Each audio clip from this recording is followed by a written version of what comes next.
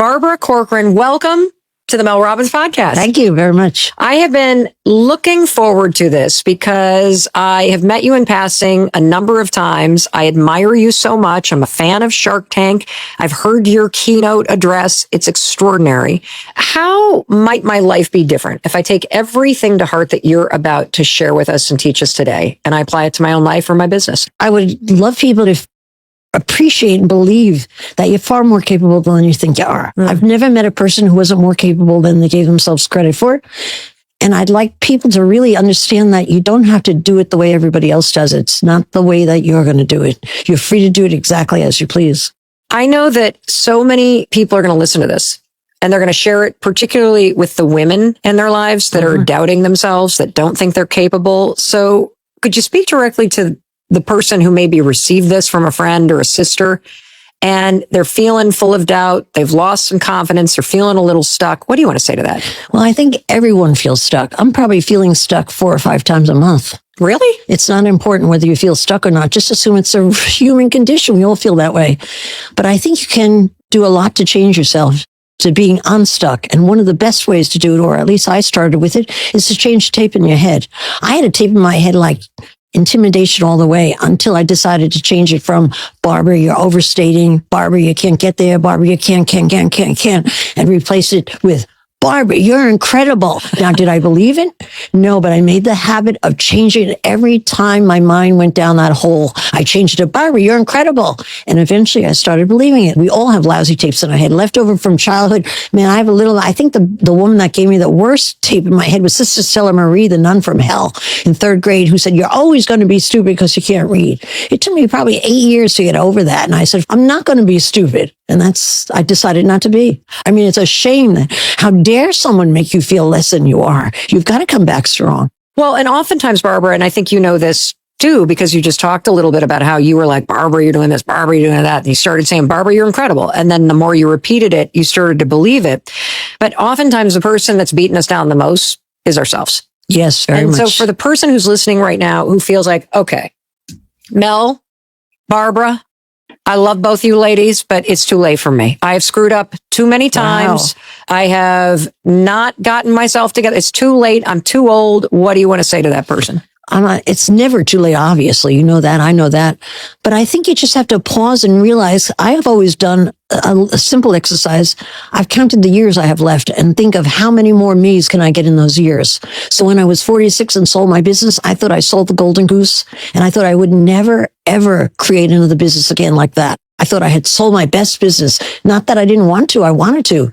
But then I realized I was the golden goose. You can create exactly what you want. I mean, I laid eggs again and again, and I reinvented myself over and over again. But I think the key there really is to believe that you really have to get good at trying. Because the minute you try, an opportunity is right there and you go, whoa, I didn't think of that. But it's when you're in that still position, or at least for me, when I'm in a still position, I could sit at my desk and try to invent an idea. Forget it. It's about moving on something, anything, just get yourself moving, and then the idea becomes itself. And by the way, about failing at stuff, which I find just stops a lot of people. They feel they've had 2 or 3 failures and, oh, I'm not going to do it.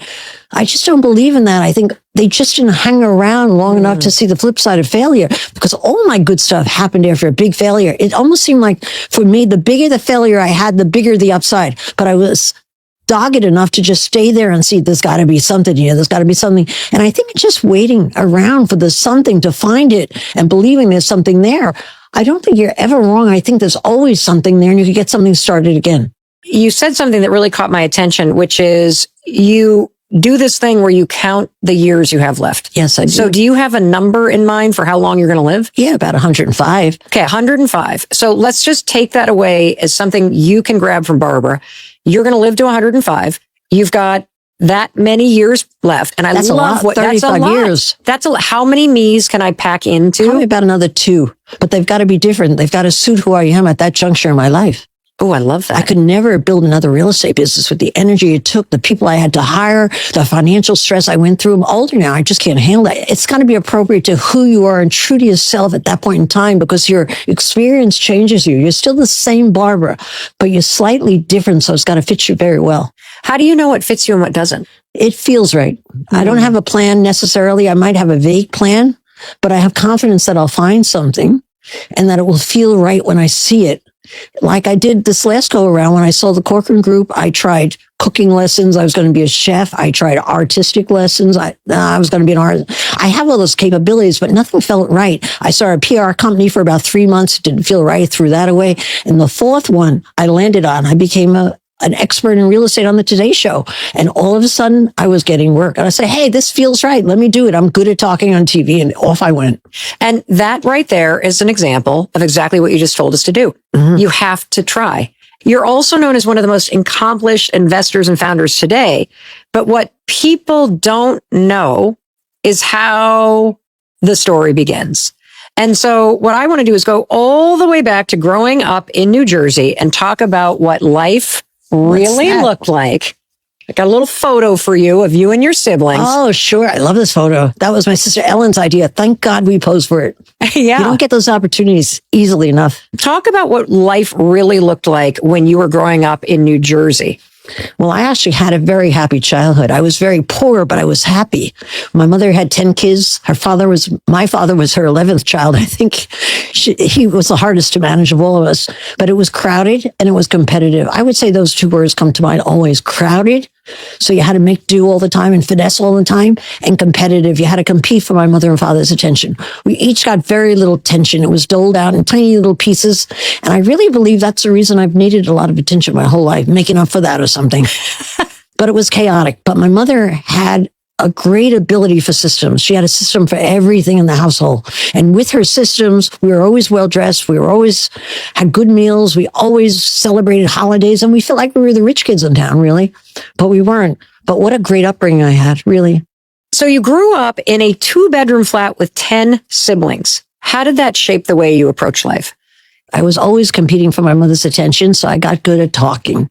I got good at entertaining the kids, entertaining my parents, and I was always wanted in the group. You know, you kind of have to be invited in. When you have 10 kids, you play with whoever you want. I was always one of the kids they wanted to play with because I was fun-loving, so I learned how to make fun. And I just carried that forth to my business. I think I was the most fun boss in the world, and that made a big difference. It made people love me. Did having a ton of siblings and growing up in an environment that was crowded and competitive help you learn how to read people? Because I think one of the things that I've noticed about you, especially in your role as a judge on Shark Tank, is you seem to be an instant judge of good or bad character, of a founder you want to invest in and somebody you don't. You know, when we were kids, my mother was a great judge of people. She had a crazy thing she did when she brought the kid home from Holy Name Hospital. She'd unwrap them and say, meet your brother Tommy. He's going to be a magnificent dancer. Wow, a dancer in the family. And she coined what everybody was going to be when they grew up. She was amazingly accurate. The reason she made that prediction about my brother was he had fat legs and he was kicking like hell. But he became a ballet dancer for Alvin Alley Dance Theater. He did for Alvin Alley? For me, she said, when I came home crying out of school, that Sister Stella Marie had told me I was stupid again. She said to me, don't worry about it. You have a wonderful imagination. And she announced that when I was born, and she put me in that role all the time. And she said, with it, you'll fill in all the blanks. So I grew up really thinking I had the best imagination in the world. So judging people, I think we're all in our family great judges of people because my mother was. My mother could judge anyone from a mile away, and she was accurate. I remember when I was running my business, I hired bookkeepers to be salespeople to be bookkeepers, switch things around because I just envisioned them in a different role. I saw that capacity and I had the empathy to walk in their shoes and understand them. And as a result of that, I really hired good people. I really think that was my secret, but I got it from my mother. I never had a mentor, but I had my mother. You know, you told the story about that awful nun who said you were stupid. The nun from hell. The nun from hell. And what you didn't know at the time is that it wasn't that you couldn't read, it was that you had dyslexia. Yeah. And like they didn't have a name for that. I don't think then. They definitely didn't, because they really weren't talking about it much when I was in school, and I'm a couple decades younger than you, just a couple. They had a special class or not? They did, down the hall. Ah. Yes. But I found out that I had dyslexia late in life, just like you did, because our sons were being diagnosed. Yes, that's usually when you find out. So do you think being underestimated or having to figure out different ways to solve problems is part of what's made you successful? I think dyslexia made me successful. I don't think I would have been successful without it. You know, a lot comes with being dyslexic. You look at the world differently. You interpret it differently. you over prepare constantly, or I am. I'll prepare like 7 hours for a 1 hour speech. It's ridiculous. Do I know this stuff? Of course I do, but I'm so insecure because I never want to be called on again and not know the answer. Nothing's worse than being a dyslexic child and being judged by how well you could read or write. The worst thing for me was being asked to read out loud in front of the other kids. You were you were definitely looking stupid. But you know what it brings with you? A different way of thinking. I sat in that classroom 6 hours a day and just imagined things. I never paid attention. And it's right that today I could think of an idea a minute. I could just think of solutions really fast. That's a gift I got out of being dyslexic. I think also that with dyslexia, people underestimate you. So you don't read at the board meeting and they write you off because you're stumbling, but they don't know your imagination and what you're thinking about and how you express yourself with your mouth as a result of not being able to write. I mean, I got very good with my mouth. I got very funny. You and I are so similar. Really? Yes. And if you can't do what's being asked of you, you find other ways to matter. You find other ways to express yourself. I mean, it's not, there's no way. You get your muscle somewhere else. Yes. Do you think, it's interesting because I think a lot of people are afraid of being underestimated. But for you and me, come on, talk to me about what it means to be underestimated. When I was building my business, the Corcoran Group in New York City, you have to appreciate that all the businesses are owned by men. All the people who work for the businesses were well connected. I hired everybody that nobody else wanted. People wrote me off. They weren't watching me for like 10 years. None of the big boys watched me. I was the girl that wasn't going to do anything really spectacular. And I creeped up on them. They weren't watching. I bit their ass from behind. They never knew what was coming. I was able to try marketing ideas that they never thought of. I did business a different way.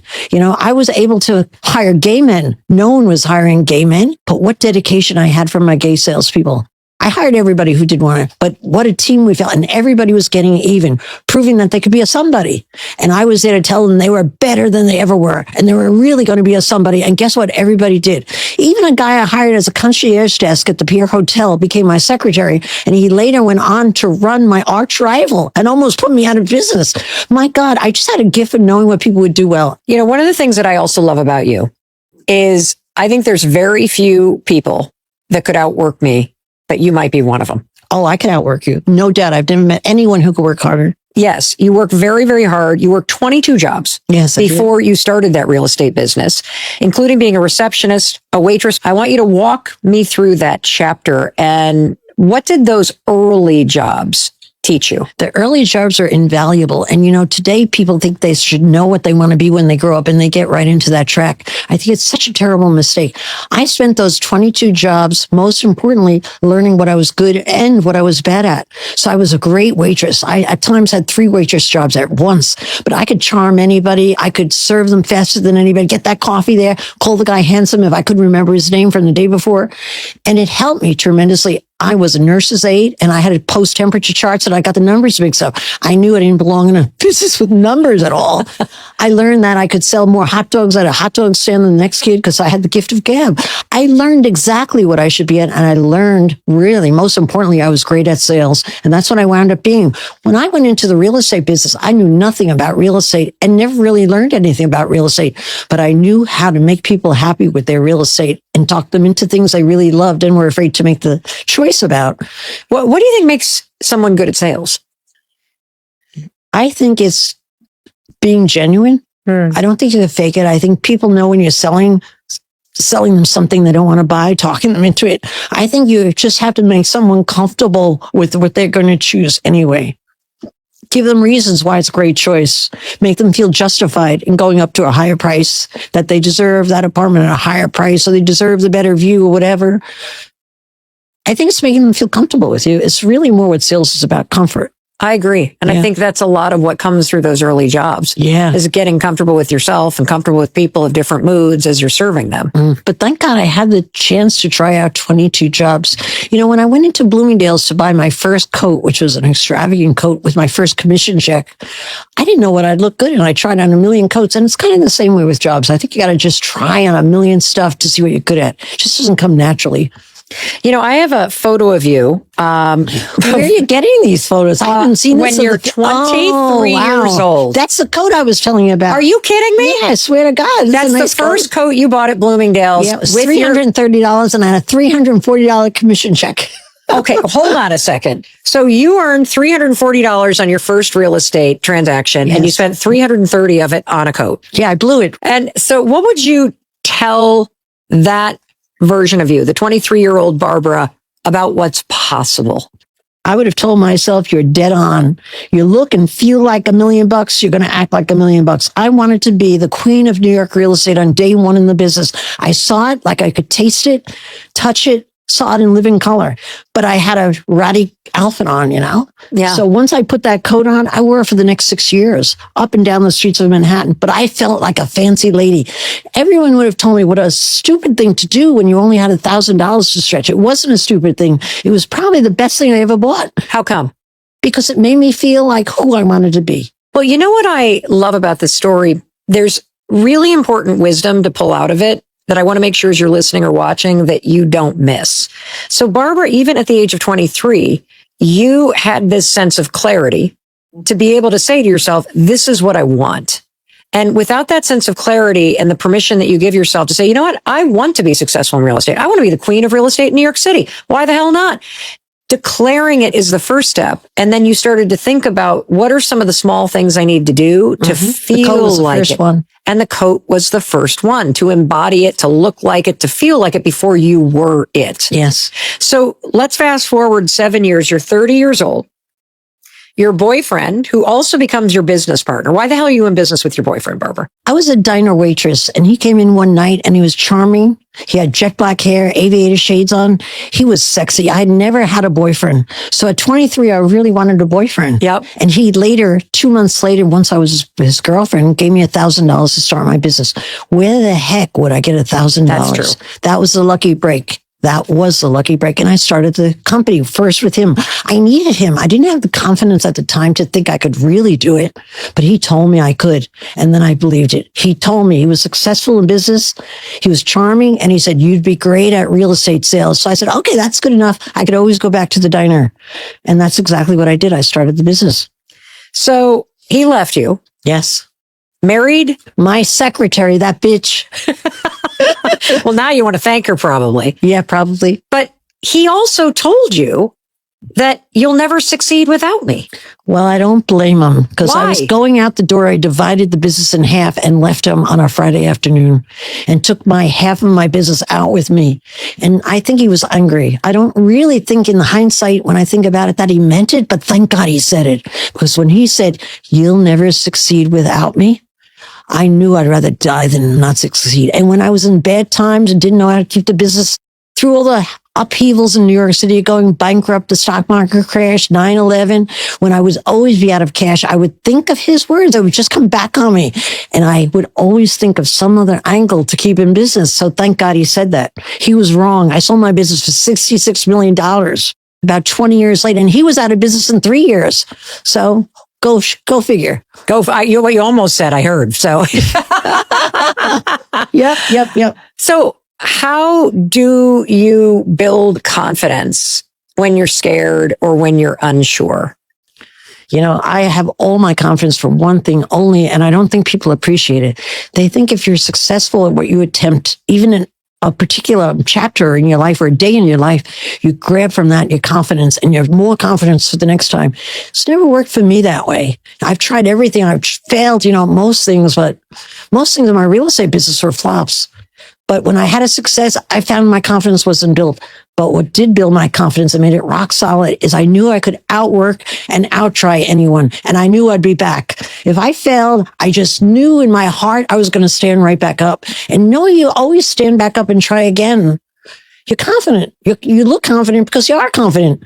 You might not win again. You might fail again, but the next one will be a win. So I just keep trying. I try so much today. Anything that's new out in the social space, I try it. That's where I get my confidence from. That's the best definition of confidence, because I think most people say my confidence is in the thing I'm accomplishing. And you just said, no, confidence, true confidence is knowing that you can count on yourself to keep going and to pick yourself back up. Nobody and to keep takes that away from you. That's right. Nobody can take that away from you. What is the biggest failure that you've had? You keep talking about failure. Like, what's someone that's like, whoa, well, any of my failures, the biggest ones were always my biggest success. Probably the one I lost the most money on. Would you say was a failure? Sure. What was that? Okay, that was Homes on Tape. I announced to my salespeople, we're going to take all your apartments and put them on videotape. This was before the advent of the internet. That sounds brilliant. It sounds brilliant. It cheered me on, and I felt like a goddamn genius. So I put everybody on videotape, including my salespeople, did their makeup, did their hair, made them look beautiful, and no one handed out the tape. I couldn't believe that it would be, I spent $77,000, which was my first profit on what I thought was a great idea. It failed miserably, but I was with my husband that weekend right after the failure and feeling sorry for myself for about a minute. And he mentioned he was playing war games on this new government thing called the internet in real time. And I took my tapes and put them on the internet that Monday morning. And I registered all my competitors' URLs. So I own them. And we sold 2 apartments out of London in 1 week. Boom, boom. It just hit. And that was the advent of the internet, which was going to change the real estate business more than any other thing has changed it. But I had almost 2 years to play around on the internet before my competitors woke up. And when they woke up, they always called me asking for the URLs back. That's how I knew they were waking up, But now look at that. That was the worst disaster money-wise because it was my whole profit. But in the long run, or even in the short run, it was my biggest success. The internet took me from maybe 12th, 13th position and maybe number 3. Boy, I was coming within shooting range after the internet because I was there early, and it was simply happenstance. I hung around. That's all I did. I hung around and used it. What's your advice to somebody who's listening right now, who's just starting their career, who's trying to figure out their future? You're not going to figure it out from afar. Just try a lot of stuff on. Forget about what mom and dad said or whatever. Just figure out. I think a good guide is to figure out what you're good at and figure out what you're not good at. And if you don't know, get out and play in the traffic and find out. See if you're good at this or that. And that makes for a happy and successful career. If you could wrap a career choice around something you're naturally good at, you have nothing to do but win. You really will win with it, because that's what I did. I only utilize in my business a few traits that I have, and that's good enough. What are the few traits? Judging people, marketing, and salesmanship. That's what I do well. When I sold the Corcoran Group, I sat down with a legal pad and wrote down everything I was good at and everything I was bad at to try to think of what I would do.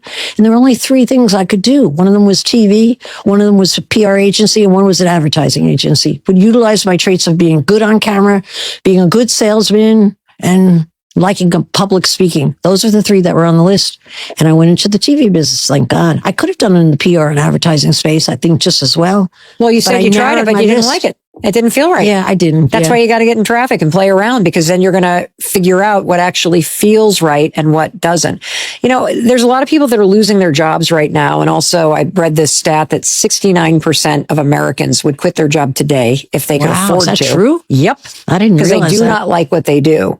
What do you think the single most valuable skill right now is that someone should focus on learning? Well, technology, of course, AI in particular. I can imagine running my business without it. I've just gotten on it 6 months ago or so. That's important. But I think far more important for anyone thinking of how they should spend their time. I think when you pick a job, you shouldn't be choosing what job you want, but you should be looking for a good person to work for.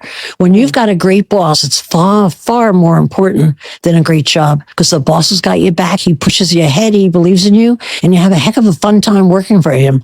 But most people choose a position over the boss, or the chances of promotion over the boss. When you have a good boss, you got the right thing in your own corner. How do you know who is a good boss? Like, what would you look for if you were going out and you're not, well, obviously you're Barbara Corcoran, so you're not going out looking for a job, but maybe, who knows? But if you were looking and assessing, who do I want to work for? What would you want that boss, him or her, to have in terms of making them a good boss?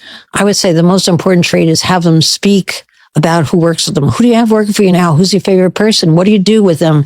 How long have they been here? Like, you're actually finding out if they're working for the people versus the people working for them, which I think is really the key to being a good boss, is to work for your people. You want someone who's going to say this guy got promoted, blah, blah, blah. If you just get a guy who wants you to do your job and that's it, and you don't prod him to tell you about the people, you really won't learn about his attitude toward people, and you don't know what you're working for. What do you think the difference is between somebody who's a boss versus somebody being a good leader? Well, I guess a boss tells you what you ought to be doing, which is valuable. You want to know what your job is. But a leader inspires you and gets you to believe in their dream and see things the way they do and makes you willing to climb up the mountain behind them. I think being a leader is not easy. It doesn't come to everybody. Yeah. But I think it has to be 100% genuine, and you have to be on the employee's side. If they feel that, they'll follow you anywhere. They really will. How can you be a good leader? Like, for somebody who's listening that wants to be better in a leadership role or to just be a good leader, what are some of the things that you would tell them to think about and to I practice? think the most important thing is to speak genuinely. I mean, you know, when you're being conned, and bosses are great at conning you, but if you're a great leader and you speak genuinely as to why what you want them to do is good for them, not for you, they'll listen to you and they'll follow you. I think you have to put it in their terms why it's good for them, because the good leader is always working for their employees if they have their head on straight.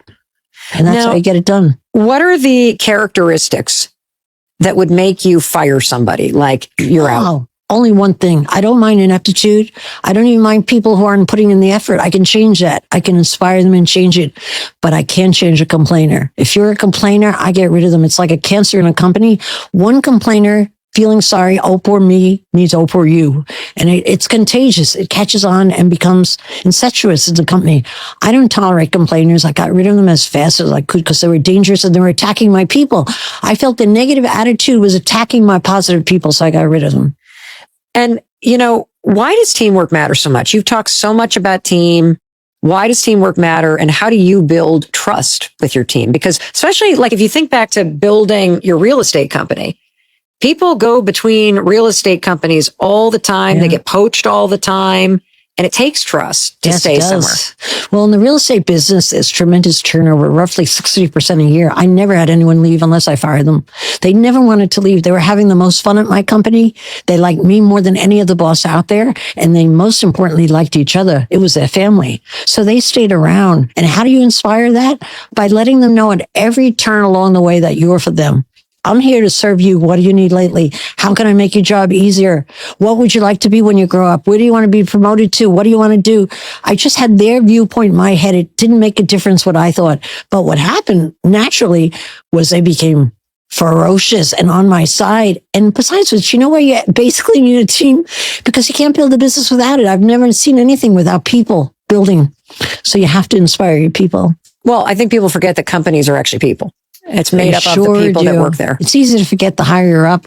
It's very easy to forget. What is the most effective way, Barbara, to ask for a raise? Tell the person what you were hired for with a list of what you did, what you were hired for, specific as you could be. If you have 30 items, put it on the list. Walk in and show them that list compared to the list you're actually doing. Because people are always hired for less work than they're actually given. And you say, I'm doing all these other duties now, 20%, I'd like a raise, and you name the amount. You name the amount. Most girls don't name the amount. Most girls don't ask for raises. Men ask for raises, women don't. That's been my experience. In running the Corcoran Group, we had 1,000 people, 1,025 or so working there. And I can tell you twice did a woman ask me for a raise. Wow. In the 15 years, yet the men always asked for raises and told you how great they were. And I had women that were much better than the men. You just have to get in there, make the appointment, show them what you're doing, and ask for a specific amount. And you can't fall for the typical thing that big companies say is there's not in the budget. Someone's getting a raise, but it's not you, but someone's getting a raise.